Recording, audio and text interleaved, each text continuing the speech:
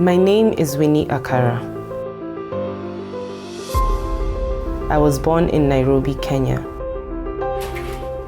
but grew up in Botswana.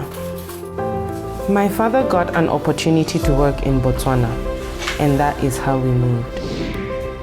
And after years of studying hard abroad, I came back home because this is where I feel most needed. If there's anything I've ever wanted, is to help people, for starters, bring about change, problem solving, thinking for solutions towards problems.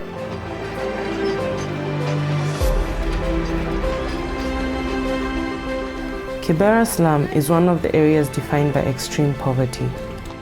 So when I came back to Kenya, I had this urge to be productive because, of course, tammacking takes some time. You don't just land and find your footing. So I started looking out for volunteering opportunities, and because I had a degree in biology, I understood very well that I can use my knowledge to help people, students, understand their course material. So I looked for volunteering opportunities that involve tutoring, and that was the first step I took. So I started tutoring in Kibera.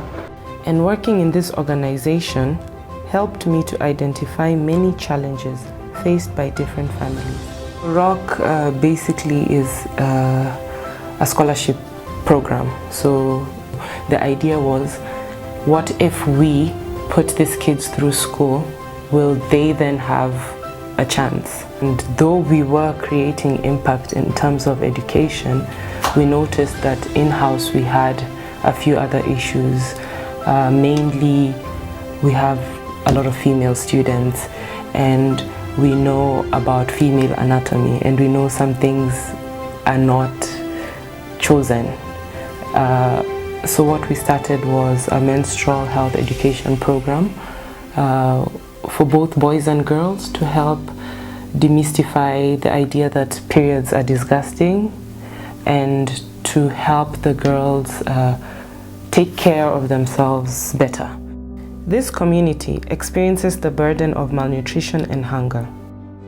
Our program director brought it to my attention. He mentioned, "Have you seen so-and-so sleeps during lunchtime?" And I was like, "Yeah, I've noticed, but what does it mean?" And he said, basically, it's a way to escape hunger. Families tend to rely on schools to feed kids. So you go to school, you'll be given something during breakout time, something during lunchtime, and then the family can give you dinner if they can. But now on school holidays, there's no one to feed the kids the whole day. So we decided to start a feeding program for our students during holidays, and when they're around, we give them something at lunchtime and then something during tea time. And I think we're going to include insects on our plate soon enough. There are many species of edible insects in existence, but crickets have a life cycle that's easy to replicate. I therefore decided to visit a farm where the idea was already in action.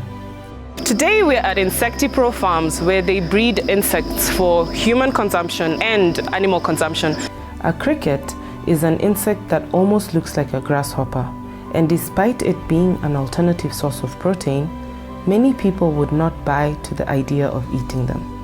The nutritional importance of eating crickets is whereby it is the ultimate and most prominent in terms of protein content, which is super, and it is super among any other sources of protein, and also it is rich in nutrients, that is macronutrients. These are the minerals, zinc, calcium, and iron. It's very high and very vital for our body, and also it is also good because of the protein content. It kicks in well, and it can really boost your inner character development, that is your sexual drive.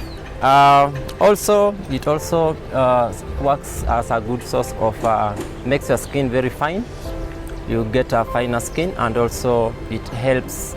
It is rich in fiber, which is also good for your gut, and of course it is an ultimate. It's also used for fish as a fish bait, as it can also be used as fish bait, also as animal feeder. We also wanted to understand how safe the crickets are for consumption.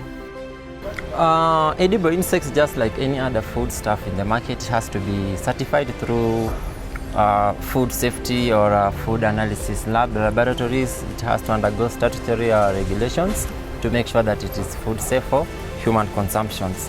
So for our case, of course, our products are certified and have to, and of course, undergo analysis to make sure that they meet the required standards for human consumption. In spite of the many benefits, crickets can be dangerous to those allergic to shellfish, so a warning must be issued. Well guys, now we are learned and we know that insects are edible and that the process is clean and convenient. It is sufficient, it is sustainable. They use very little space, they use very little feed, and they're delicious. So if you see them in a shop near you or if you see them at home, don't kill them. Maybe fry it and see if you like it.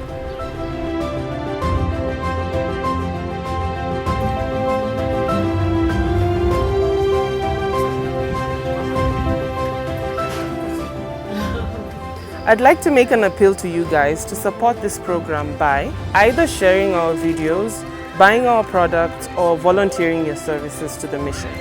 You can reach us through our social media handles at Winnie Akara on LinkedIn, Winnie Akara on Facebook, and at This Kenyan Girl on Instagram.